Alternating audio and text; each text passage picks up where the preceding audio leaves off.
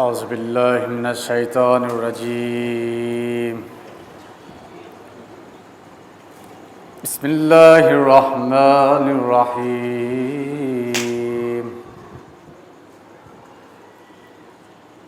ان اللہ وملائکتہ یصلون علی النبی يا أيها الذين آمنوا صلوا عليه وسلموا تسليما اللهم صل على محمد وآل محمد أعوذ بالله من الشيطان الرجيم بسم اللہ الرحمن الرحیم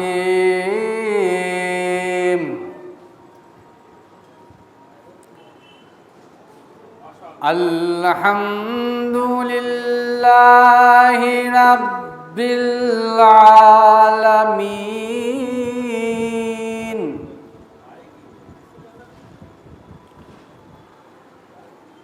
الرحمن الرحیم مالک یوم الدین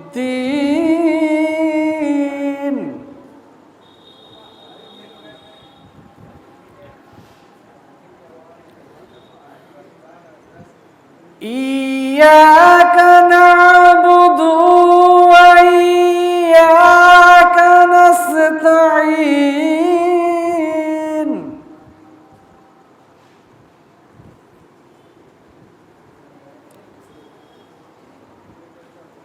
إياك نعبد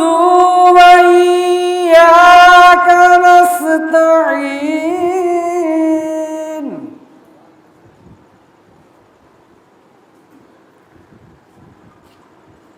اهدنا الصراط المستقيم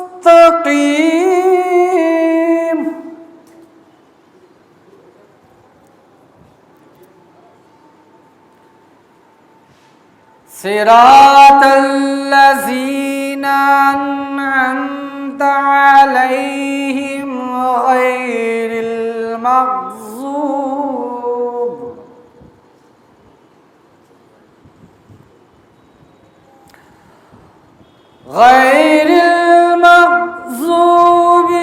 عليهم ولا الضالين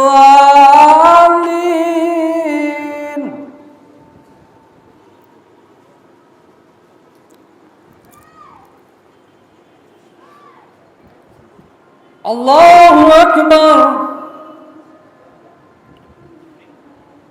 بسم اللہ الرحمن الرحیم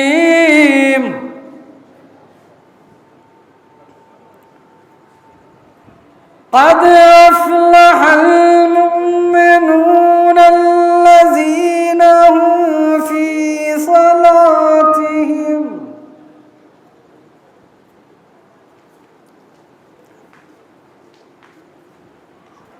الذين هم في صلاتهم خاشعون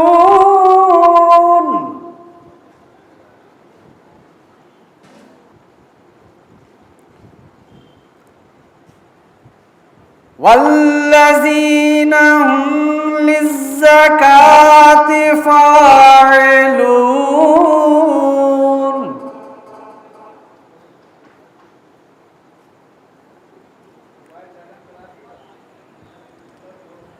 والذين هم لفروجهم حافظون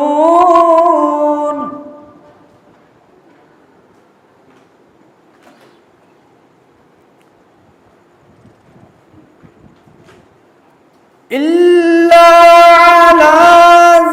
أزواجهم أو ما ملكت أيمانهم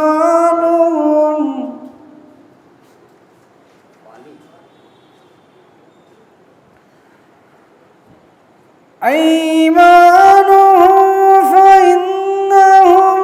غير ملومين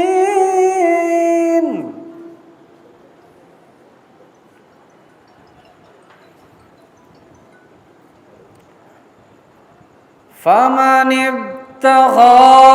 وراء ذلك فأولئك هم العادون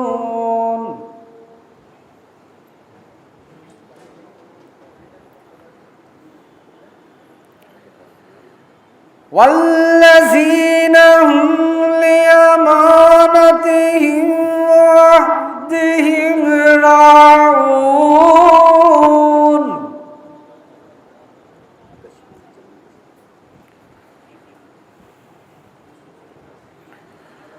والذين هم على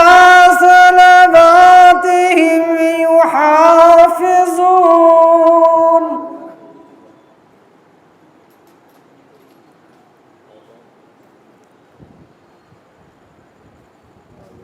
أولئك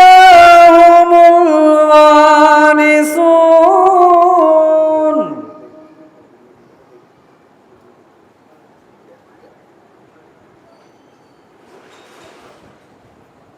الذين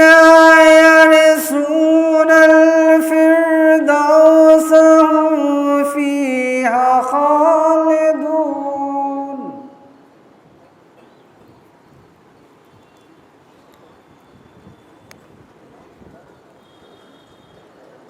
ولقد خلقنا الإنسان من سلالة من طين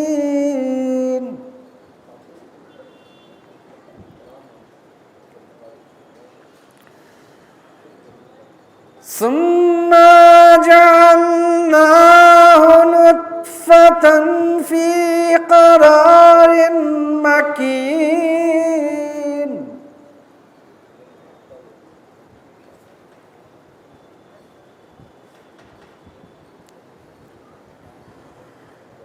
ثم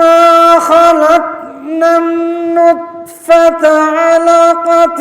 فخلقنا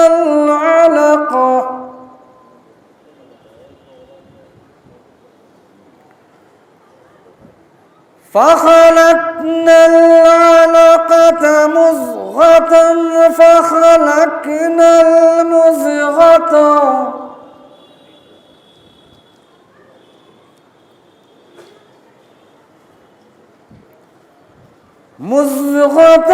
عظاما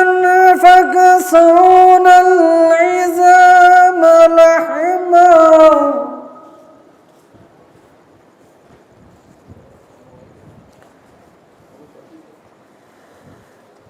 ثم أنشأناه خلقا آخر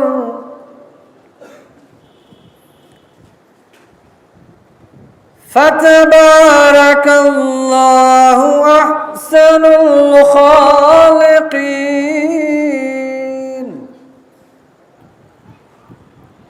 صدق الله العلي العظيم اللهم صل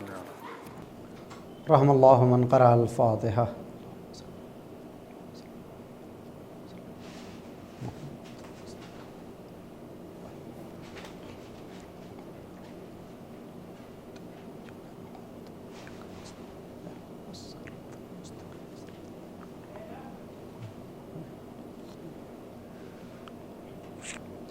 حضرات گزارش ہے کہ ایک مرتبہ سورہ حمد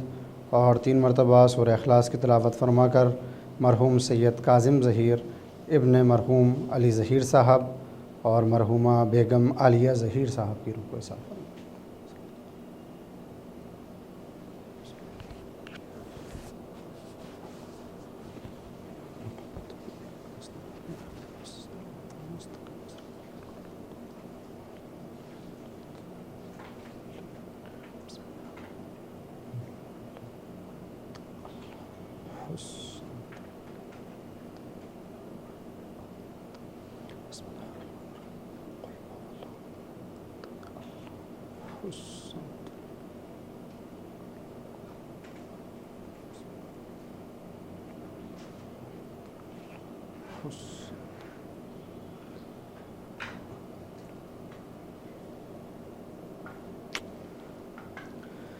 لا حول ولا قوة إلا بالله العلي العظيم أعوذ بالله من الشيطان اللعين الرجيم بسم الله الرحمن الرحيم الحمد لله الذي لا يبلغ مدحته القائلون ولا يحصي نعماءه العادون ولا يؤدي حقه المجتهدون الذي لا يدركه بعد الهمم ولا يناله غوث الفتن الذي ليس لصفته حد محدود ولا نعت موجود ولا وقت معدود ولا أجل ممدود فطر الخلائق بقدرته ونشر الرياح برحمته ووتدا بالصخور ميدان أرضه ثم الصلاة والسلام على النبي المكي المدني الأمي القرشي الهاشمي الأبتهي التهامي أصله وسيل وفرحه طويل وكنبه كهيل وخلقه وزيم المعلن الحق بالحق أبي القاسم محمد اللهم صل على محمد وآل محمد وعلى أهل بيته الطيبين الطاهرين المعصومين المظلومين المنتجبين المنتخبين الذين أذهب الله عنهم الرجس وطهرهم تطهيرا اللهم صل على محمد وآل محمد ولعنة الله على أعدائهم من الآن إلى قيام يوم الدين أما بعد فقد قال الله سبحانه تبارك وتعالى في محكم كتابه الحكيم وهو أصدق الصادقين وقوله الحق بسم الله الرحمن الرحيم تبارك الذي بيده الملك وهو على كل شيء قدير الذي خلق الموت والحياة ليبلوكم أيكم أحسن عملا صلوات اللهم صل على محمد. حاضرین و ناظرین و سامعین، آج کی اس سال ثواب کی مجلس میں قرآن کریم سے سورہ ملک، جس کی ابتدائی 2 آیات کہ جن کی تلاوت کا شرف حاصل کیا ہے، خداوند عالم اس سورہ کے اندر اور بالخصوص ان آیات کے اندر کچھ اس طرح سے گویا ہو رہا ہے، شروع اللہ کے نام سے جو رحمان بھی ہے اور رحیم بھی. تبارک الذی بیدہ الملک، بابرکت ہے وہ کہ جس کے ہاتھوں میں ملکیت ہے، یعنی زمین و آسمان کی حکومت جس کے ہاتھوں میں ہے. وہو علی کل شیء قدیر، اور وہ وہی ہے جو ہر شے پر قادر ہے. الذی خلق الموت والحیات، اور یہ وہی خدا ہے، یہ وہی طاقت ہے، وہی پروردگار ہے کہ جس نے موت کو خلق کیا اور حیات کو. لیبلوکم ایکم احسن عملا، تاکہ وہ آزما سکے اور دیکھ سکے اور جانچ سکے اور پرکھ سکے کہ تم میں سب سے احسن عمل کرنے والا کون ہے، سب سے بہتر عمل کرنے والا کون ہے. اگر آپ غور فرمائیں ان آیات میں تو خداوند عالم نے پہلی آیت میں اپنی قدرت اور اپنے اختیار اور اپنی ملکیت کی طرف نشاندہی کی ہے کہ کائنات میں اگر کوئی سچے معنی میں حاکم ہے اور سچے معنی میں جس کے ہاتھوں میں قدرت ہو اور بادشاہت ہو، وہ بس اور بس اللہ ہے، اور وہ ہر شے پر قادر ہے، لہٰذا اس نے موت و حیات کو پیدا کیا ہے. خداوند عالم چاہتا تو پہلی آیت میں اپنے دوسرے صفات کو بھی ظاہر کر سکتا تھا، اپنے دوسرے افعال کا بھی تذکرہ کر سکتا تھا، لیکن اس نے نہ اپنے رحمان ہونے کو یہاں پر بیان کیا اور نہ اپنے قہار ہونے کی کوئی علامت بتائی، بلکہ یہ کہا کہ وہ ہر شے پر قادر ہے. اگر یہ अला कुल्ल शैइन क़दीर का लफ्ज़ शै हमें समझ में आ जाए तो फिर इस आयत की नज़ाकत भी समझ में आ जाएगी, और फिर मौत के मुताल्लिक़ जो हमारा नज़रिया है, जो हमारी दीदगाह है, जो हमारा व्यू है मौत को लेकर, वो बदल जाएगा। आम तौर पर लोग ये समझते हैं कि मौत फ़ना का नाम है, मौत इतमाम का नाम है, मौत ख़ातिमे का नाम है, और मौत अदम हो जाने का नाम है, जबकि अल्लाह ने इसी तसव्वुर को बातिल करते हुए मौत के ज़िक्र से पहले अपनी मिल्कियत और अपनी कुदरत का ऐलान किया कि वो हर शय पर क़ादिर है, और शय होती ही वो है कि जो वजूद रखती हो, जो अदम ना हो और जो मादूम ना हो। लिहाजा मालूम ये हुआ कि जिस तरह से ज़िंदगी का अपना एक वजूद है, वैसे ही मौत का अपना एक वजूद है। हाँ, ये और बात है कि हम अब तक ये तसव्वुर करते चले आए हैं कि चूँकि ज़िंदगी है लिहाजा अल्लाह ने मौत पैदा की है, लेकिन इस आयत में अंदाज़ कलाम खुदा कुछ और है। वो कहना ये चाहता है अल्लज़ी खलक़ल मौत वल हयात, उसने मौत को मुक़द्दम किया है हयात पर और हयात को मुअख्खर किया है मौत से। गोया हमारी दीदगाह और हमारा नज़रिया तो ये है कि मौत ज़िंदगी की वजह से आती है, जबकि अल्लाह ये बताना चाहता है कि मौत की वजह से तुम्हें ज़िंदगी दी है। यानी तुम जिसको ज़िंदगी समझते हो वो हमारी निगाह में मौत, और जो तुम्हारी निगाह में मौत है वो हमारी निगाह में ज़िंदगी है। इसलिए कि जो तमाम हो जाए उसको ज़िंदगी कहाँ कहा जा सकता है, जो ख़त्म हो जाए उसे ज़िंदगी कहाँ कहा जाता है। जिस ज़माने में हम दुनिया के अंदर चल रहे हैं,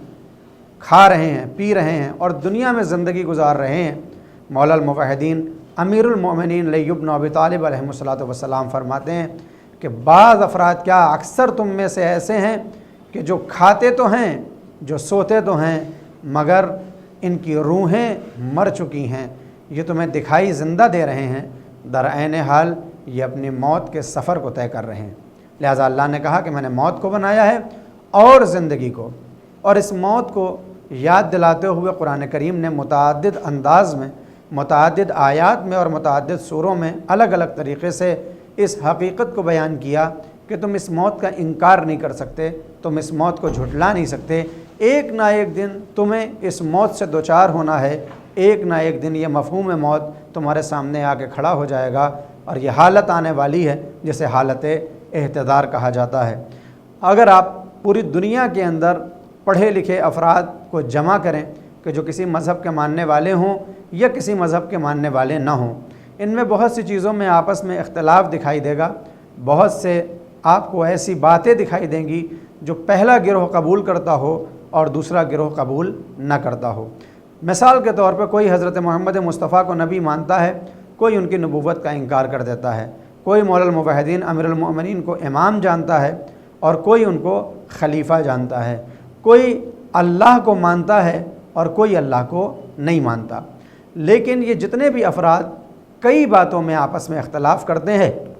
ये बहुत सी हकीकतों का इनकार करते हैं, लेकिन एक हकीकत दुनिया की ऐसी है जिसका कोई भी इनकार न करता है न कर सकेगा। आप किसी अहले हुनूद भाई से पूछिए कि मौत कोई शय होती है या नहीं, तो वो जवाब देगा कि हाँ साहब मौत होती है, मौत आती है, हमें मौत के ऊपर यकीन है। किसी मुसलमान से पूछिए कि मौत के ऊपर यकीन है, तो वो कहेगा कि हाँ साहब मौत के ऊपर यकीन है। किसी जाहिल से पूछिए कि मौत को देखा है, कहेगा हाँ हमने अक्सर अफराद को मरते हुए देखा है और मौत का मुझे यकीन है कि एक दिन वो आ जाएगी। गोया मालूम यह हुआ कि अल्लाह की वहदानियत का तो इनकार करने वाले अफराद आपको दिखाई देंगे, पैगंबर की रसालत और नबूवत का इनकार करने वाले भी अफराद मिल जाएंगे, मगर मौत का इनकार कोई नहीं कर सकता। क्यों? क्योंकि खुदावंद आलम ने इस ऐसी हकीकत को इंसान के विजदान में समा दिया है कि अगर वो मौजूद है तो उसको मौत का यकीन होगा। लिहाजा मुतअद्दिद मरतबा कुरान करीम ने इस असलियत की तरफ, इस हकीकत की तरफ इंसानों की तवज्जो को मबजूल किया और कहा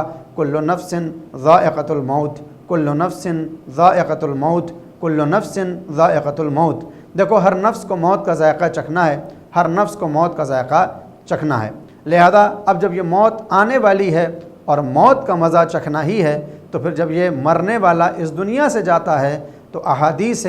इस्लाम में, अहादीस नबवी में, अहादीस मासूमीन में हमें मरने वाले की दो कैफियत नज़र आती हैं। एक कैफियत वो है कि मरने वाला चला जाता है और इसकी रूह इसके बदन को छोड़ देती है, बिल्कुल ऐसे ही کہ جیسے ایک بدن اپنے لباس کو چھوڑ دیتا ہے اس وقت کہ جب لباس کثیف ہو جائے۔ گزشتہ مجلس میں نے ان عناوین کے اوپر اشارہ کیا تھا کہ مولا فرماتے ہیں کہ تمہیں موت سے گھبرانا نہیں چاہیے۔ جیسے تمہارا بدن جب دیکھتا یہ ہے کہ لباس کثیف ہو چکا ہے تو پھر بدن کو یہ ضرورت محسوس ہوتی ہے، تمہارے وجدان کو یہ ضرورت محسوس ہوتی ہے کہ لباس کو بدلا جائے۔ بالکل اسی طرح سے جب یہ نفس اور روح یہ دیکھتا ہے کہ جسم پامال ہو چکا ہے، گندگی میں گھر چکا ہے، گناہوں سے آلودہ ہو چکا ہے، تو اب یہ روح بھی یہ چاہتی ہے کہ اپنے جسم کو بدل دے اور اس جسم مادی کو دنیا میں رکھ کے جسم مثالی یا جسم برزخی کی طرف یہ روح کوچ کر جاتی ہے۔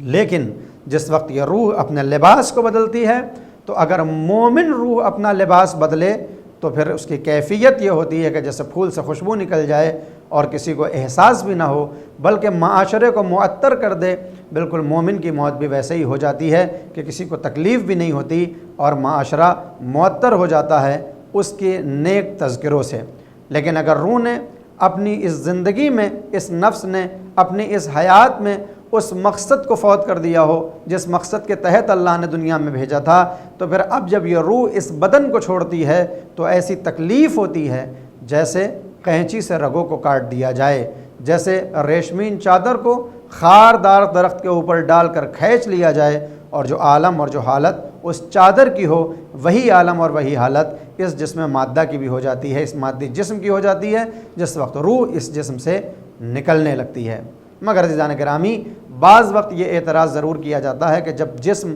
ایک ہی طرح کے ہیں، اولاد سب آدم ہی کی ہیں، تو پھر یہ موت کا انداز بدل کیوں جاتا ہے؟ ایک کے اوپر موت اتنی سختی سے اور ایک کے اوپر موت اتنی آسانی سے کیسے آ سکتی ہے جبکہ دونوں کا گوشت بھی ایک جیسا ہے، دونوں کی پوست بھی ایک جیسی ہے، دونوں کی ہڈیاں بھی ایک جیسی ہیں، دونوں حضرت آدم کی اولاد ہیں، تو ایک کی موت اتنی سخت اور ایک کی موت اتنی آسانی سے کیسے ممکن ہے؟ اور اس پہ پھر اعتراض ہو جاتا ہے کہ پیغمبر کے چاہنے والے، علی کے ماننے والے غلو کرتے ہیں اور اپنی شیعت اور اپنے اسلام کو آگے بڑھانے کے لیے اس طرح کی باتیں کرتے ہیں، ورنہ موت سب کے اوپر ایک طرح سے آتی ہے۔ اسپتال میں چلے جائیے تو اگر ایک مرض میں گرفتار مسلمان ہو اور اسی مرض میں کوئی غیر مسلم بھی گرفتار ہو تو دونوں کی موت آنے کا انداز ایک ہوتا ہے۔ اگر مومن ہو تو اس کے اوپر بھی وہی تکلیفیں ہوتی ہیں کہ جو تکلیفیں غیر مومن پہ ہوتی ہیں، لہٰذا ان باتوں کو نہیں مانا جا سکتا۔ یقیناً اگر کوئی قرآن کریم کو نہ مانے، قرآن کی حقانیت کا انکار کرے، تو پھر ہم ضرور یہ کہیں گے کہ تم اپنی جگہ پر ٹھیک ہو۔ لیکن اگر کوئی قرآن کے اوپر ایمان لا چکا ہو، اگر کوئی قرآن کی صداقت پہ شک نہ کرتا ہو، تو پھر اس کو کہنے کا یہ حق نہیں ہے۔ کیوں حق نہیں ہے؟ میں ایک آیت پڑھتا ہوں کہ جس میں خداوند عالم نے قرآن کریم میں یہ ارشاد فرمایا، وَجَاءَتْ سَكْرَةُ الْمَوْتِ بِالْحَقِّ ذَلِكَ مَا كُنْتَ مِنْهُ تَحِيدُ۔ اور جب موت کی غنودگی حق کے ساتھ آتی ہے اور آ جاتی ہے تو پھر یہ وہی ہوتی ہے کہ جس سے تم زندگی بھر بھاگ رہے تھے۔ اللہ نے موت کی حقیقت کو بیان کرتے ہوئے، موت کے عالم کو، کیفیت کو بیان کرتے ہوئے انسان کو جگایا ہے اور اس کو بیدار کیا ہے کہ دیکھو جب موت کی غنودگی حق کے ساتھ آئے گی تو پھر تم بھاگ نہ سکو گے، تم زندگی بھر اس سے فرار کرتے رہے، تم زندگی بھر اس سے چھٹکارا حاصل کرنے کی کوششیں کرتے رہے، مگر وہ وقت معین آیا کہ موت بھی آئی تو حقیقت کے ساتھ۔ اگر آپ غور فرمائیں تو آیت یہ کہتی ہے وَجَاءَتْ سَكْرَةُ الْمَوْتِ بِالْحَقِّ، اور موت کی غنودگی حقیقت اور حق کے ساتھ آتی ہے۔ لہذا معلوم یہ ہوا کہ جب بھی موت آئے گی تو ایک حقیقت آئے گی، جب موت آئے گی تو ایک حق آئے گا۔ سوال یہ پیدا ہوتا ہے کہ حق کسے کہتے ہیں اور حق کیا ہے؟ پیغمبر عظیم الشان حضرت محمد مصطفیٰ صلی اللہ علیہ وآلہ وسلم کے ایک صحابی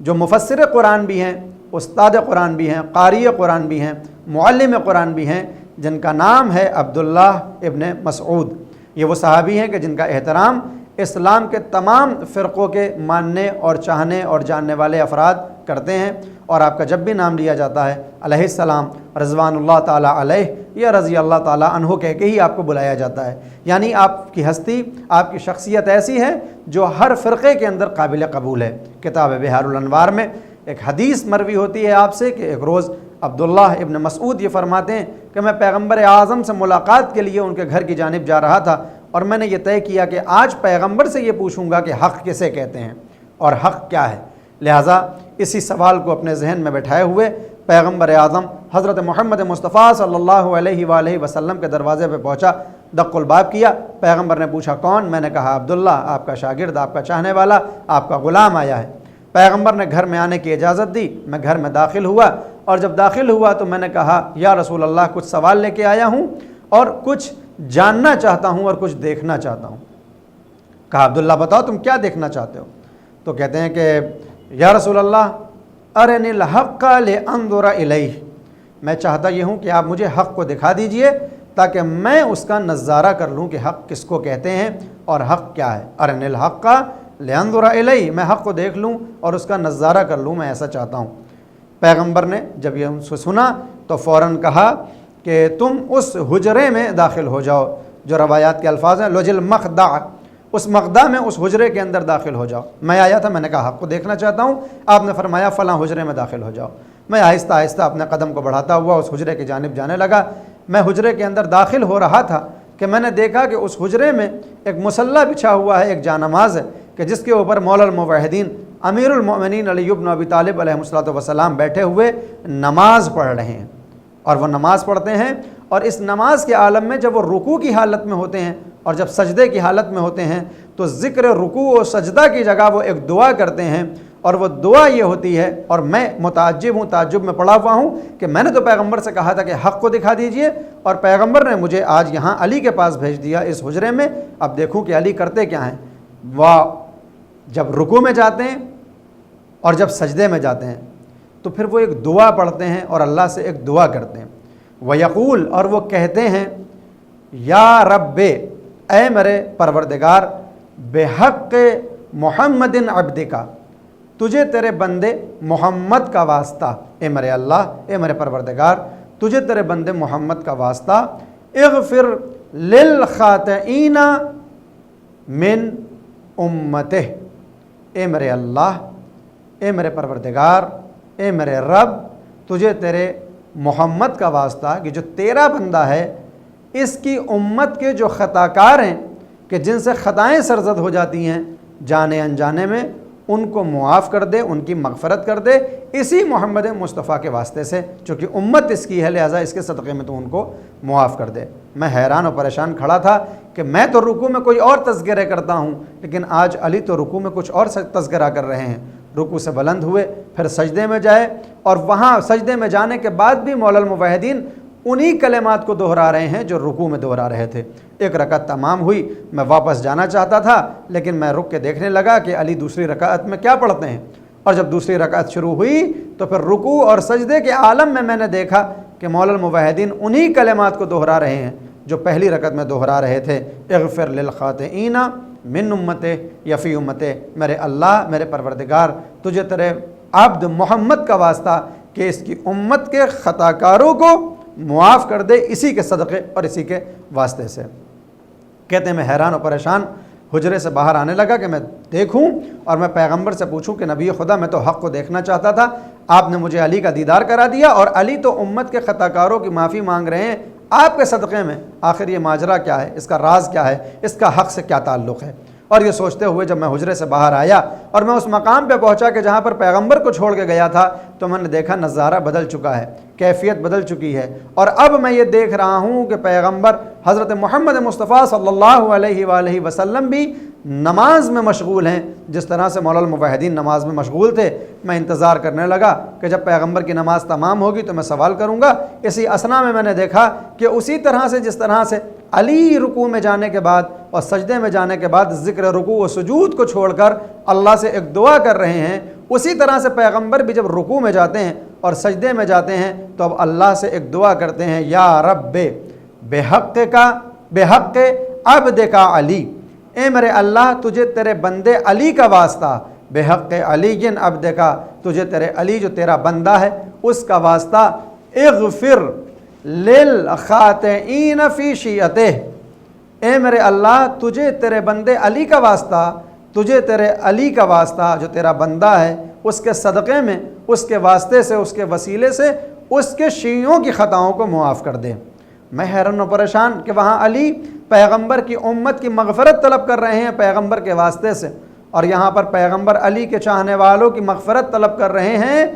کس کے واسطے سے؟ خود پیغمبر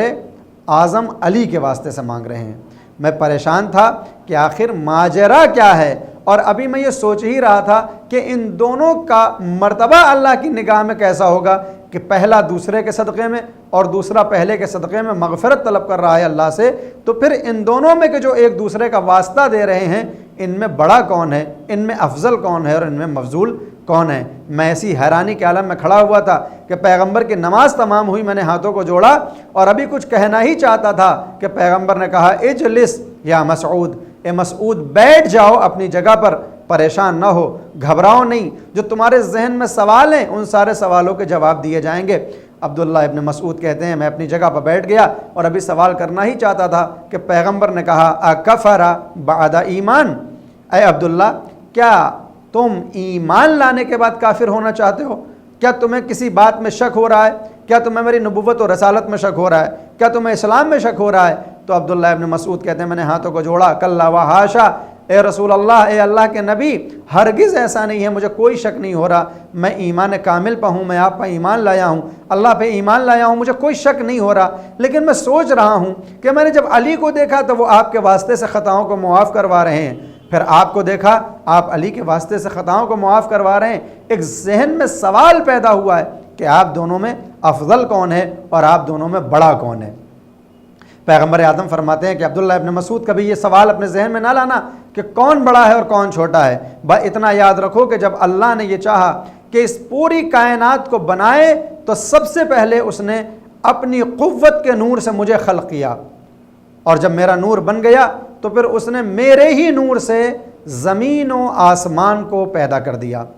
یعنی اللہ نے اپنی قوت کے نور سے مجھے پیدا کیا اور پھر میرے نور سے زمین و آسمان، اور پھر اللہ نے اپنی قوت کے نور سے علی کو پیدا کیا، اور جب علی کا وجود ہو گیا، علی موجود ہو گئے، تو پھر علی کے وجود سے عرش و کرسی کو پیدا کیا گیا، اور جب عرش و کرسی بھی پیدا ہو گئے تو پھر اللہ نے پھر اپنی قوت کے نور سے حسن کو پیدا کیا، اور حسن کے نور سے اللہ نے جو بچا ہوا حصہ تھا لوح و قلم بنائے، اور پھر اللہ نے اپنی قوت کے نور سے حسین کو خلق کیا، اور پھر بچے ہوئے نور سے جنات، یہ جتنی بھی جنتیں ہیں ان کو پیدا کیا، اور تمام حور العین کو پیدا کیا۔ اور جب یہ سب پیدا ہو گئے تو پھر فرشتے کے جو اللہ کی عبادت و اطاعت میں مصروف تھے، انہوں نے دیکھا کہ زمین و آسمان، لوح و قلم، جنتیں، حوریں سب پیدا ہو چکی ہیں، تو پھر اسی عالم میں انہوں نے کہا میرے اللہ تو اپنی قدرت کے نظارے کرا رہا ہے، مگر یہاں پر اندھیرا بہت ہے، یہاں پر ظلمت بہت ہے، اپنے قدرت کے نور سے کچھ اجالا کر دے کہ ہم بھی ان ہستیوں کے چہروں کا دیدار کر لیں کہ جن کو تو نے اپنی قوت سے پیدا کیا ہے، اپنے قوت کے نور سے پیدا کیا ہے۔ اتنا کہنا تھا کہ اللہ نے ایک کلمہ کہا اور اس کلمے سے ایک روح پیدا ہوئی جو عرش کے کنارے جا کر کھڑا ہو گئی، اور پھر اللہ نے ایک دوسرا کلام کیا کہ جس کلام سے ایک جسم پیدا ہوا جو عرش کے دوسرے کونے میں جا کے اور گوشے میں جا کے کھڑا ہو گیا، پھر اللہ کے حکم سے یہ جسم اس روح کے قریب آیا، اور جب یہ روح اس جسم کے اندر چلی گئی تو پھر اللہ نے اس کے نور سے تمام چاند اور ستاروں اور تمام ان روشن کرنے والی مخلوقات کو پیدا کر دیا، جس میں سورج بھی ہے، ستارے بھی ہیں، چاند بھی ہیں، اور نہ جانے کتنی لاتعداد چیزیں ہیں، کہ جیسے ہی ایسا ہوا زمین و آسمان اس نور سے روشن ہو گئے۔ اور جانتے ہو کہ یہ نور کس کا تھا؟ عبداللہ ابن مسعود کہتے ہیں کہ خدا کا پیغمبر بہتر جانتا ہے کہ یہ نور کس کا تھا۔ پیغمبر فرماتے ہیں کہ وہ میری بیٹی فاطمہ کا نور تھا، کہ جس کا نام زہرا ہے، کہ جس کا نام ہی چمکنے والی ہے۔ اور پھر اس کے بعد پیغمبر نے یہ فرمایا لہذا یاد رکھو کہ اب یہ زمین و آسمان جتنے بھی بڑے ہو جائیں محمد سے بڑے نہیں ہو سکتے، یہ جنتیں جتنی بھی بڑی ہو جائیں حسین سے بڑی نہیں ہو سکتی، یہ چاند و ستارے، سورج، یہ جتنے بھی بڑے ہو جائیں، ان کا جو بھی مقام ہو، جو بھی ان کا مرتبہ ہو جائے، یہ زہرا سے افضل نہیں ہو سکتے۔ یاد رکھو انا وعلی من نور واحد، میں اور علی ایک ہی نور کے دو ٹکڑے ہیں۔ اللہ نے مجھ کو نبوت دی، مجھ کو رسالت دی، تو پھر میری نصرت کرنے کے لیے، زمین پر میری جانشینی کے لیے، اور میرے نبوت و رسالت کے کاموں میں ہاتھ بٹانے کے لیے بھی ایک مددگار کی ضرورت تھی، لہٰذا اس نے میرے ہی نور سے علی کو خلق کیا، اور دراصل ہم دونوں اللہ کی قدرت کے انوار میں سے ہیں۔ لہٰذا یاد رکھو کہ کبھی میں علی کا واسطہ دے کے اللہ سے دعا کرتا ہوں، اور کبھی علی میرا واسطہ دے کے اللہ سے دعا کرتا ہے۔ تو اب عزیزان گرامی جو اہم نقطہ تھا وہ یہ کہ عبداللہ ابن مسعود دیکھنے کیا آئے تھے؟ حق کو دیکھنے آئے تھے۔ پیغمبر نے دکھایا کسے؟ پیغمبر نے دکھایا علی کو، لہذا معلوم یہ ہوا کہ پیغمبر کی نکاح میں حق علی کا نام ہے۔ اور اس کی دوسری دلیل یہ ہے کہ پیغمبر اعظم حضرت محمد مصطفیٰ صلی اللہ علیہ وآلہ وسلم مسجد النبوی میں تشریف فرمائیں، اور ابھی آپ تشریف فرمائیں کہ چاہنے والے آپ کو گھیر کے بیٹھے ہوئے ہیں، اچانک مسجد میں داخلہ ہوا امیر المؤمنین علی بن ابی طالب علیہ الصلوۃ والسلام کا۔ جب مولا مسجد میں تشریف لائے، پیغمبر کو سلام کیا، پیغمبر نے علی کے سلام کا جواب دیا، اور جب یہ سلام اور اس کا جواب ہو گیا تو جہاں پر مسجد میں جگہ خالی تھی علی وہاں پہ جا کے بیٹھ گئے، اور جب علی وہاں پہ بیٹھے تو پیغمبر نے اپنے چاہنے والوں کو، اپنے صحابیوں کو مخاطب کرتے ہوئے کہا کہ جانتے ہو یہ اس وقت جو مسجد میں آیا ہے یہ کون ہے؟ کسی نے کہا ہاں نبی خدا یہ آپ کے بھائی علی ہیں، کسی نے کہا کہ ہاں یہ آپ کے داماد علی ہیں، کسی نے کہا کہ ابو طالب کے بیٹے ہیں، کسی نے کہا زہرا کے شوہر ہیں۔ سب علی کے رشتوں کو بتا رہے تھے کہ پیغمبر نے کہا کہ تم تو رشتے بتا رہے ہو، جانتے ہو اس آنے والے کی حقیقت کیا ہے؟ سب نے ہاتھوں کو جوڑا کہ اللہ اور اس کا رسول سب سے بہتر جانتا ہے، آپ بتائیے اس کی حقیقت کیا ہے؟ کہا اگر یہ جاننا چاہتے ہو، اگر یہ سمجھنا چاہتے ہو کہ اس کی حقیقت کیا ہے تو بھائی اتنا سمجھ لو کہ یہ جو آیا ہے اس کا نام علی ہے، تو علی مع الحق، علی حق کے ساتھ ہے، والحق مع علی، اور جو حق ہے وہ علی کے ساتھ ہے، یعنی حق علی کے ساتھ اور علی حق کے ساتھ ہے۔ اور پیغمبر نے جب یہ حدیث سنا دی تو اس کے بعد اپنے ہاتھوں کو، اپنے چہرے کو ادھر موڑا جدھر آپ سجدہ کیا کرتے تھے، اور اپنے دونوں کو ہاتھوں کو اٹھایا، اور اٹھانے کے بعد کہتے ہیں اللہم ادر الحق معہ، اے میرے اللہ حق کو ادھر موڑنا جدھر علی موڑیں، اور دوسری روایت میں ہے حیث دار، کہ میرے اللہ حق کو ادھر موڑ دینا جدھر علی مڑ جائیں۔ اس دعا سے پہلے کہ جو پیغمبر کی دعا ہے، اگر آپ ترتیب دیکھیں گے، تقدم و تاخر دیکھیں گے تو پیغمبر نے ارشاد فرمایا حق مع علی، حق علی کے ساتھ ہے، وعلی مع الحق، اور علی حق کے ساتھ ہے، یعنی نہ ان میں کوئی امام ہے نہ کوئی ماموم ہے، دونوں باہم ہیں، دونوں ایک ساتھ ہیں۔ لیکن اس دعا کے بعد کہ میرے مالک حق کو ادھر موڑ دینا جدھر علی موڑیں، اب ترتیب بدل جائے گی، اب ترتیب یہ ہوگی کہ علی آگے ہوں گے اور حق پیچھے ہوگا، اس لیے کہ اللہ کے نبی نے یہ نہیں کہا علی کو ادھر موڑنا جدھر حق موڑے، کہا حق کو ادھر موڑنا جدھر علی موڑے۔ لہذا پیغمبر نے متعدد مرتبہ حضرت عمار کو یہ وصیت کی کہ عمار میرے بعد اگر سارے مسلمان، ساری دنیا ایک راستے پہ جا رہی ہو اور علی اکیلا دوسرے راستے پہ جا رہا ہو تو یاد رکھنا حق ادھر ہی ہوگا جدھر علی ہو۔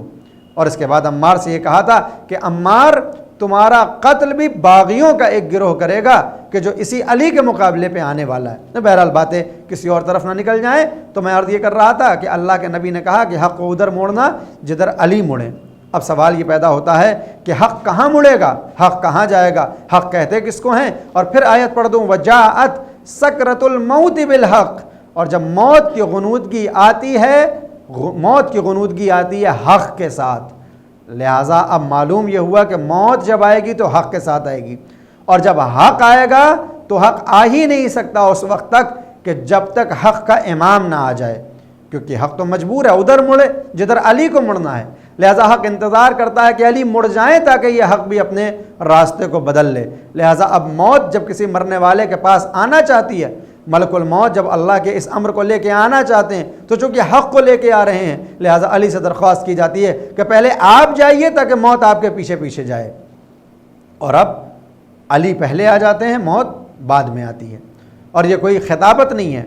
یہ کوئی ذاکری نہیں ہے، بلکہ یہ احادیث معصومین ہے کہ جس وقت حارث حمدانی مولا الموحدین امیر المؤمنین کے پاس آ کے کہتے ہیں یا علی،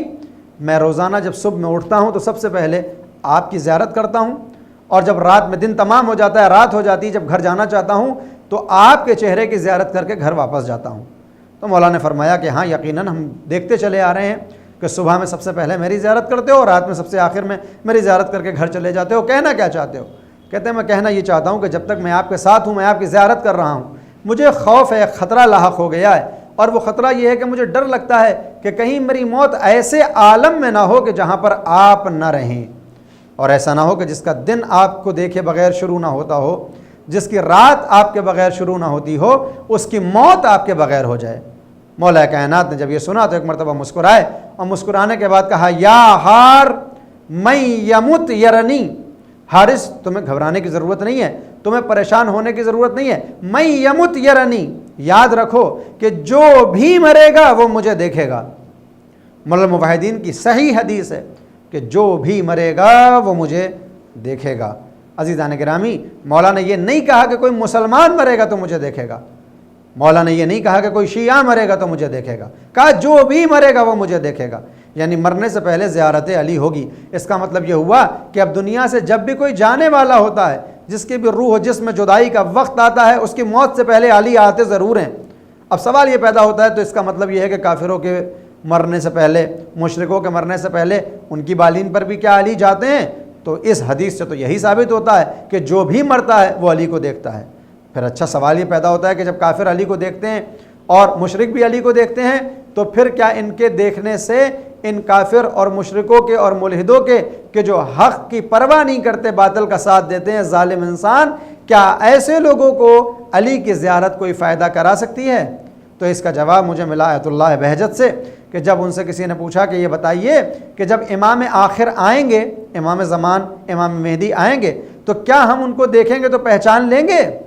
और आयतुल्लाह बहजत का वो खूबसूरत जवाब कि अच्छा देखोगे पहचान लोगे का क्या मतलब है? क्या देख कर पहचान लेना काफ़ी होता है? अगर देख कर सिर्फ जान और पहचान लेना काफ़ी होता तो करबला में उमर साद भी हुसैन को देख रहा था और पहचानता भी था कि ये ज़हरा के बेटे हैं। अगर देख कर पहचानना काफ़ी होता तो शिम्र दिलजोशन भी देख रहा था कि ये हुसैन हैं, पैगंबर के नवासे हैं। अगर देख कर पहचानना काफ़ी होता तो हुरमुला भी देख रहा था कि ये अली हैं, ये अली के बेटे हुसैन हैं और ये फातिमा के लाल हैं। तो सिर्फ देख कर पहचान लेना काफ़ी कहाँ है? इमाम को देख लेने से कहाँ किसी की निजात होने वाली है? इमाम को देखने से निजात उस वक्त मिलेगी जब मारिफत इमाम हो,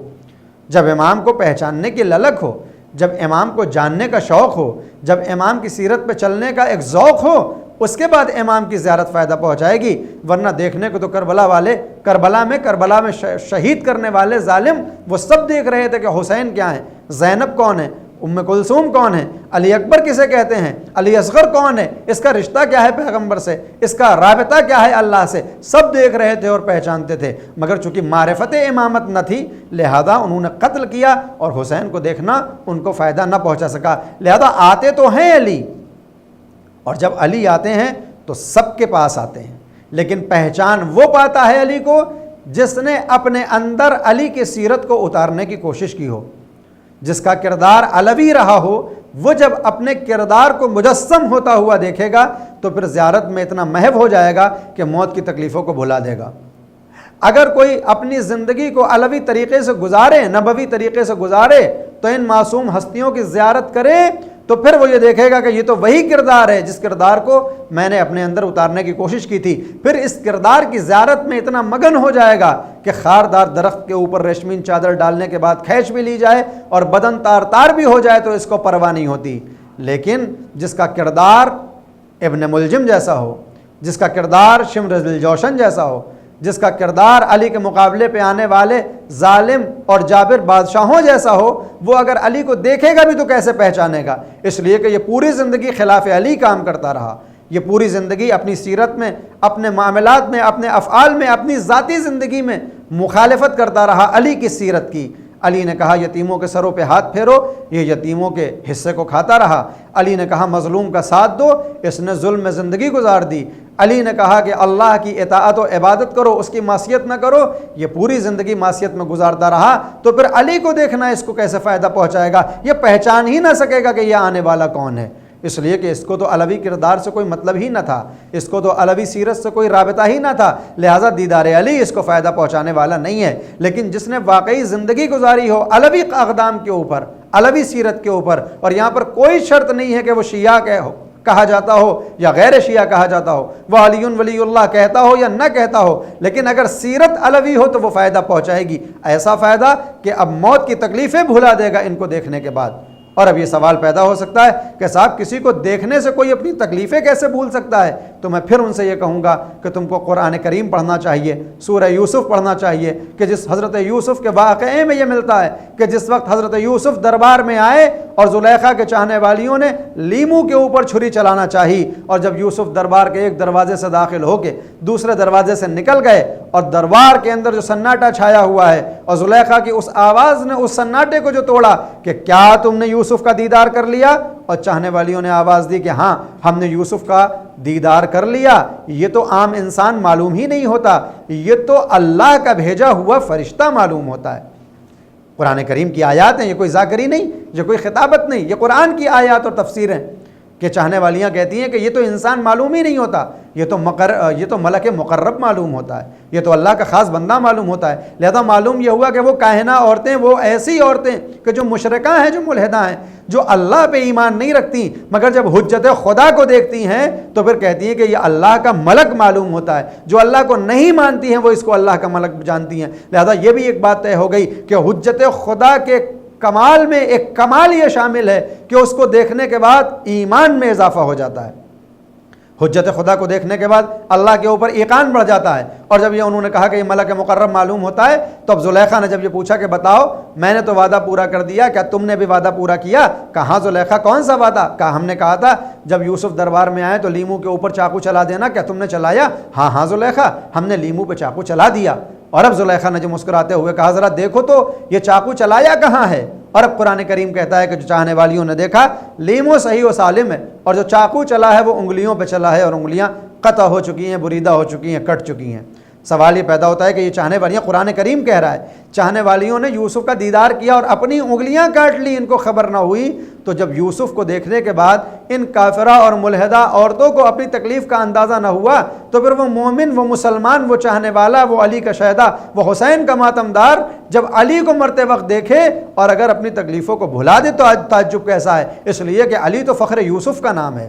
اگر یوسف نبی ہیں تو یہ علی اس نبی آخر کا جانشین ہے کہ جس کے صدقے میں پوری کائنات بنائی گئی ہے۔ لہذا عزیزان گرامی، ہم کو اپنی سیرت کو علی کی سیرت سے ملانا چاہیے۔ علی کے فضائل سن کے ہم یقیناً خوش ہوتے ہیں اور خوش ہونا چاہیے، مگر صرف خوش ہو جانا کافی نہیں ہے بلکہ علوی سیرت کو زندگی میں اتارنا ہوگا۔ نبی کا تذکرہ سن کے جھوم لینا کافی نہ ہوگا بلکہ نبی کی سیرت کو زندگی میں اتارنا ہوگا۔ ان علی و نبی نے جو ہمیں منع کیا ہے اس سے ہمیں رکنا ہوگا، جن کا حکم دیا ہے وہ انجام دینا ہوگا، ورنہ اگر کوئی یہ کہے کہ صرف نام لے لینا کافی ہوگا، دل میں محبت رکھ لینا کافی ہوگا، تو پھر ہم نے تاریخ میں ایسے ایسے افراد کو بھی دیکھا کہ جو کل تک علی کے ساتھ جنگ کر رہے تھے وہ بعد میں علی کے خلاف آ کے کھڑے ہو گئے، کیونکہ ان کی سیرت کے اندر علی نہ پایا جاتا تھا، ان کی سیرت کے اندر نبی نہیں پایا جاتا تھا۔ ایک ایصال ثواب کی مجلس، ایک دوست کے ایصال ثواب کی مجلس کی ہے عزت مآب جناب عزیز قریشی صاحب کی طرف سے، کہ جو گورنر رہ چکے ہیں اسی ہماری ریاست اتر پردیش کے، اتراکھنڈ کے اور میزورم کے، اہل بیت کے چاہنے والے، اہل بیت کے ماننے والے، پیغمبر کے نام پہ اپنی جان لٹا دینے والے، علی کے نام پہ جھومنے لگ جانے والے، اپنے دوست کو جب خراج عقیدت دینا چاہتے ہیں جناب کاظم ظہیر صاحب کو تو پھر ان کے ایصال ثواب کی مجلس کرتے ہیں۔ کیوں؟ تاکہ ان کا تذکرہ ہو جائے، پیغمبر کا تذکرہ ہو جائے، آل پیغمبر کا تذکرہ ہو جائے، علی کا تذکرہ ہو جائے، اور اس تذکرے سے اگر کسی کے دل کا تھوڑا سا میل بھی ہٹ جائے تو مرحوم کے ایصال ثواب کے لیے یہ کافی ہو۔ اور اگر ہماری زندگی میں تھوڑی سی تبدیلی آ جائے، ہمارے دل میں علی کی محبت پیدا ہو جائے، ہمارے دل میں نبی کی تھوڑی سی مروت پیدا ہو جائے تو پھر یہ مرحوم کے لیے کافی ہوگا۔ دوستی دین اسلام میں وہ مفہوم ہے جس کے اوپر بولنے کے لیے ایک مجلس کافی نہ ہوگی بلکہ ایک عشرہ یا اس سے زیادہ چیزیں چاہیے ہوں گی، اس لیے کہ دین اور اسلام سلامتی کا مذہب ہے، اور سلامتی دوست سے بہتر کون دے سکتا ہے۔ بہت سی باتیں ایسی ہوتی ہیں جو انسان اپنے گھر میں اپنے والد سے نہیں کرتا، اپنے بھائیوں سے نہیں کہتا بلکہ اپنے دوستوں سے بیان کرتا ہے۔ اسی لیے ہم کو تاریخ کربلا میں ہر رشتہ نظر آتا ہے، جہاں باپ کے رشتے میں بھی کچھ افراد نظر آ رہے ہیں، وہیں جوانوں کے رشتوں میں بیٹے نظر آ رہے ہیں، وہیں بچوں کے رشتے بھی نظر آ رہے ہیں، اور ان تمام رشتوں میں ایک رشتہ دوستی کا ایسا نظر آتا ہے کہ جہاں امام حسین سب کو واپس کر رہے ہیں کہ جاؤ مجھ کو چھوڑ کے چلے جاؤ، حکومت کا جھگڑا مجھ سے، یزید کو مجھ سے خطرہ ہے، یزید میری جان لینا چاہتا ہے، یزید مجھ کو قتل کرنا چاہتا ہے، تم اپنی اپنی جان بچا کے چلے جاؤ، پیغمبر کا نواسہ سب کو واپس بھیج رہا ہے۔ وہیں اللہ جانے کہ حبیب کے اندر کون سا ہنر ہے، حبیب کے اندر کون سی معرفت ہے، حبیب کے اندر کون سی وہ بات ہے کہ جہاں حسین سب کو واپس بھیج رہے تھے وہاں حبیب کو اپنے پاس بلا رہے ہیں۔ جب حضرت زینب نے یہ دیکھا کہ یزیدی لشکر جوک در جوک کربلا میں داخل ہو رہا ہے تو حسین کو بلا کے کہا بھیا حسین کیا کوئی تمہارا چاہنے والا موجود نہیں ہے؟ کیا کوئی تمہارا ماننے والا، تمہارا دوست نہیں ہے کہ جس کو تم اپنی مدد کے لیے بلا سکو؟ ہاں میرا دوست حبیب ابن مظاہر کوفے میں رہتا ہے، مجھے خط لکھنا چاہیے۔ اور اب جو حسین نے خط کا مضمون لکھا تو امام بن کے نہیں لکھا، معصوم بن کے نہیں لکھا، بلکہ ایک دوست بن کے ایک دوسرے دوست کو خط لکھا ہے، اے حبیب تیرے بچپن کا دوست کربلا میں گرفتار ہو گیا ہے، یزیدی فوجوں نے اسے گھیر لیا ہے، وقت بہت کم ہے، ایسا نہ ہو کہ جب تم آؤ تو میں اپنی شہادت پیش کر کے جا چکا ہوں، میرے مرنے سے پہلے، میری شہادت سے پہلے ملاقات کر لو۔ اور یہ خط جب بھیجا گیا اور قاصد خط کو لے کے کوفے پہنچا تو روایت بتاتی ہے حضرت حبیب اپنی زوجہ کے ساتھ کھانا تناول فرما رہے ہیں، اور دوسری روایت میں یہ ہے کہ بازار سے خضاب خرید رہے ہیں۔ بہرحال کھانا تناول فرماتے ہیں، دق الباب ہوتا ہے، حضرت حبیب دروازے کو کھولتے ہیں، دیکھتے ہیں قاصد حسین کون؟ کہا میں حسین کا قاصد ہوں، کربلا سے آ رہا ہوں، آپ کے لیے نامہ لایا ہوں۔ کس کا نامہ ہے؟ حسین نے آپ کو خط لکھا ہے۔ حسین کا خط لیا، آنکھوں سے لگایا، نبی کے نواسے نے مجھے خط لکھا ہے، علی کے بیٹے نے مجھے نامہ بھیجا ہے، آنکھوں سے لگایا، چومنے لگے۔ اب تحریر کو کھول کے جیسے جیسے پڑھتے جاتے ہیں آنسو بہاتے جاتے ہیں۔ زوجہ نے کہا کہ حبیب کس کا خط ہے؟ کیوں پریشان ہو گئے ہو؟ آخر تمہارے رونے کا سبب کیا ہے؟ حبیب اپنی زوجہ سے کہتے ہیں کہ میرا بچپن کا دوست، پیغمبر کا نواسا، علی کا لال، زہرا کا لخت جگر کربلا میں یکا و تنہا ظالم نے گھیر لیا ہے، بھوک و پیاس کا عالم ہے، فرات کے کنارے سے خیمے ہٹا دیے گئے ہیں، مجھ کو اپنی مدد کے لیے بلایا ہے۔ زوجہ مشہور جملہ، زوجہ نے پوچھا پھر حبیب تم نے کیا سوچا؟ کہا سوچنا کیا ہے، میں مدد کو جانا چاہتا ہوں لیکن مجھے تیرا خیال آ جاتا ہے۔ بیت نہ سننا تھا، زوجہ نے بھی حق وفا ادا کیا اور یہ کہا حبیب زہرا کا لال نرغے آدھا میں ہے اور تمہیں میری فکر ہے۔ زہرا کا لال اپنی بہن زینب کو لے کے میدان کربلا میں ہے جیسا تم نے بتایا، اور تم کو میری فکر ہے، جاؤ حسین کی نصرت کرو۔ بیت نہ سننا تھا، غلام کو قریب بلایا، میرے گھوڑے کو آمادہ کرو، میں حسین کی جانب جانا چاہتا ہوں، اپنے دوست پہ جان نچھاور کرنا چاہتا ہوں، حق کی اتباع میں اللہ کے راستے میں اپنی جان کا ہدیہ پیش کرنا چاہتا ہوں۔ لیجئے، غلام نے گھوڑے کو آمادہ کیا، حبیب آمادہ ہو رہے ہیں سفر پہ جانے کے لیے، اور ادھر عزم باوفا آمادہ۔ حبیب کو آنے میں جب کچھ دیر ہوئی تو حبیب نے جب یہ دیکھا کہ جب نزدیک پہنچنے لگے تو وہ غلام گھوڑے کے کان میں کچھ کہہ رہا ہے۔ حبیب نزدیک پہنچے، میرے گھوڑے سے کیا باتیں کر رہا تھا، اس کے کان میں کیا سرگوشیاں ہو رہی تھی؟ کہا ارے میں اتنا کہہ رہا تھا کہ حسین نے میرے آقا کو مدد کے لیے بلایا ہے، فاطمہ کے لال نے میرے آقا کو مدد کے لیے بلایا ہے، اگر میرے آقا نے جانے سے دریغ کیا، اگر وہ حسین کی مدد کو نہ گئے تو میں تیرے اوپر سوار ہو کے جاؤں گا، مجھے اجازت دینا کہ تم میرے آقا کے عزم باوفا ہو لیکن مجھ کو اپنی پشت پہ سوار کر کے حسین تک پہنچا دینا کہ میں اپنی جان قربان کر دوں حسین پہ۔ بیت نہ سننا تھا، حبیب تڑپ گئے، آقا یہ کیسی مصیبت آ گئی ہے کہ غلام آپ کے اوپر جان نچھاور کرنا چاہتے ہیں؟ ارے آپ کے دوست ابھی زندہ ہیں، آپ کی مدد کے لیے گھوڑے پر سوار ہوئے، کربلا کا رخ کیا۔ اور اب جو روز عاشورہ تاریخ یہ بتاتی ہے کہ جب یہ دیکھا گیا کہ کوفے کی جانب سے غبار اٹھ رہا ہے تو زینب نے یہ دیکھا کہ شاید فوجیں آ رہی ہیں، اے فضہ معلوم کرو کیا اور فوجیں آ رہی ہیں، کیا یزید نے اور فوجوں کو بھیجا ہے؟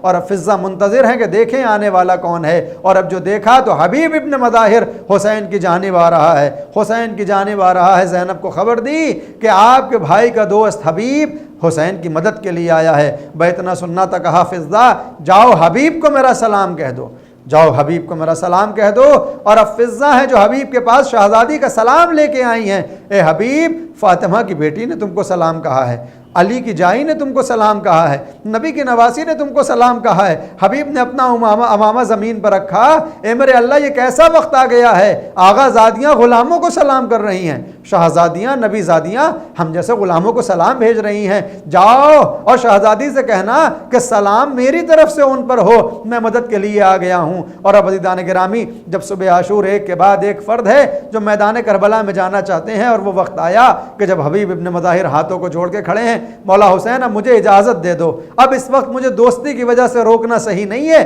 میں اپنی جان نچھاور کرنا چاہتا ہوں حق کی اتباع میں نبوت و امامت کے راستے میں اپنی جان قربان کرنا چاہتا ہوں۔ لیجیے عزیزو، ایک دوست نے ایک دوست کو سوار کیا، امام نے اپنے مطیع و فرما بردار انسان کو گھوڑے پر سوار کیا، میدان کاردار میں حبیب آ رہے ہیں اور ظالم میں ایک تہلکہ مچا ہوا ہے، ایک تلاطم ہے کہ حبیب کوفے سے حسین کا ساتھ دینے کے لیے آئے ہیں۔ حبیب نے نہ جانے کتنے لوگوں کو واصل جہنم کیا۔ اچانک ایک زخم ایسا لگا، حبیب زمین پہ آ گئے، آقا کو مدد کے لیے بلایا۔ حسین مظلوم کربلا بفرے ہوئے شیر کی طرح سے میدان میں پہنچے، حبیب کے جنازے پہ پہنچے اور حبیب کے سر کو اپنے زانوں پہ رکھا تو بھائی ایک جملہ ہے حبیب کا، آقا کیا میں نے اپنا حق رفاقت ادا کر دیا؟ کیا میں نے دوستی کا حق ادا کر دیا؟ اور حسین نے رو کے یہ کہا، حبیب جاؤ، میرا بابا علی ساقی کوثر تمہارا منتظر ہے، جاؤ، میری ماں فاطمہ تم کو حوض کوثر سے سیراب کرنے کے لیے آ چکی ہے، میرے نانا کو میرا سلام کہنا۔ لیجئے، حبیب نے جان نچھاور کر دی۔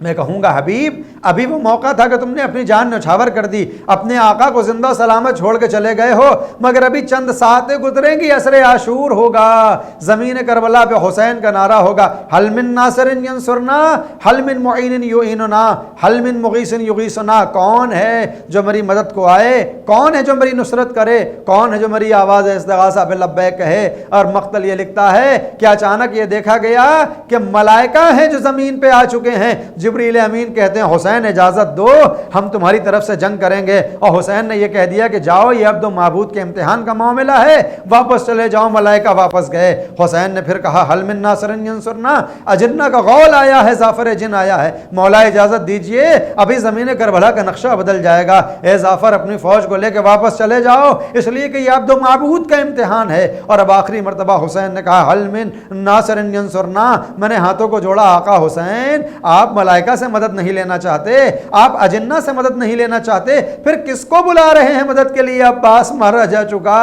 اکبر کے سینے میں برچھی ٹوٹ چکی، حبیب اپنی جان کا فدیہ پیش کر چکے، زہیر اپنا حق رفاقت ادا کر چکے، یہ شہدائے کربلا اپنے جان کا ہدیہ پیش کر چکے، آپ کسی سے مدد نہیں لینا چاہتے، پھر کس کو بلا رہے ہیں؟ عجب نہیں آواز آئے کہ تمہیں نہیں معلوم، کل ارض کربلا وکل یوم عاشورا، ہر دن عاشور ہے اور زمین کربلا ہے۔ میں حل من ناصر ینصرنا کہہ رہا ہوں کہ جب ہر جگہ کربلا ہوگی، ہر دن عاشور ہوگا، تو ہر عصر عاشور میری آواز بلند ہوگی، حل من ناصر ینصرنا، حل من معین یعیننا۔ لہذا ہر عصر کے وقت کہ جس عصر کا قسم قرآن نے کھائی، والعصر ان الانسان لفی خسر، عصر کی قسم کہ انسان گھاٹے میں ہے، اس عصر کے وقت حسین کی آواز استغاثہ بلند ہوتی ہے، حل من ناصر ینصرنا، حل من معین یعیننا۔ یہ ہم کو موقع دیا جاتا ہے، حسین ہم کو بلاتے ہیں، آؤ میری مدد کو آؤ، آؤ میری نصرت کو آؤ۔ آج حسین کو ہماری مدد اور ہماری نصرت کے لیے ہمارا خون نہیں چاہیے، ہماری جان نہیں چاہیے، بلکہ حسین اپنے راستے پہ بلا رہے ہیں۔ کون ہے جو حق کے راستے میں میری نصرت کرے گا؟ کون ہے جو میری سیرت میں میری نصرت کرے گا؟ کون ہے جو علوی اقدار کو بلند کرنے کے لیے میری مدد کرے گا؟ اور ہاں، جب ہم لبیک یا حسین کہتے ہیں، اور اگر یہ دل سے کہتے ہوں، تو پھر حسین کی روح بھی شاد ہو جاتی ہے۔ ہاں، یہ تو ہوا تھا عصر عاشور جب کوئی آواز نہ آئی، حسین نے تلوار کو بے نیام کیا۔ آخری جملے مجلس تمام کر رہا ہوں، تلوار کو بے میان کیا، جنگ کرتے جاتے ہیں۔ اچانک آواز آتی ہے، یا ایتھا النفس المطمئنہ ارجعی الی ربک راضیۃ مرضیہ، اے راضیہ، اے مرضیہ، اے نفس مطمئنہ، اپنے رب کی طرف پلٹا۔ حسین نے تلوار کو میان میں رکھا، بھاگی ہوئی فوجیں سمٹی، حسین مظلوم کربلا کی طرف تیر پھینکے گئے، پتھر پھینکے گئے، سنگریزے پھینکے گئے۔ حسین گھوڑے پہ ڈگمگا رہے ہیں، زمین کربلا پہ آنا چاہتے ہیں، مگر زمین تک کہاں پہنچے؟ تیروں پہ حسین کا لاشا معلق ہے۔ ایک مرتبہ رخ کیا آسمان کا، اے میرے اللہ، حسین نے اپنا وعدہ پورا کیا، اب تو بھی اپنا وعدہ پورا کر دے۔ شمر ذل جوشن کند خنجر لے کے آگے بڑھا، حسین کے سر و تن میں جدائی ہوئی، زمین کربلا پہ زلزلہ ہے۔ الا قتل الحسین بکربلا والا ذبح الحسین بکربلا، سرزمین کربلا پہ حسین قتل کر دیا گیا، سرزمین کربلا پہ حسین ذبح کر دیا گیا۔ انا للہ و انا الیہ راجعون، سیعلم الذین ظلموا ای منقلب ینقلبون۔ حضرات گزارش ہے کہ ایک مرتبہ مزید سورہ حمد اور 3 مرتبہ سورہ اخلاص کی تلاوت فرما کر جن مرحومین کے لیے مجلس اعظم منعقد کی گئی تھی، ان کی روح کو ایصال فرمائے۔ اللہم صل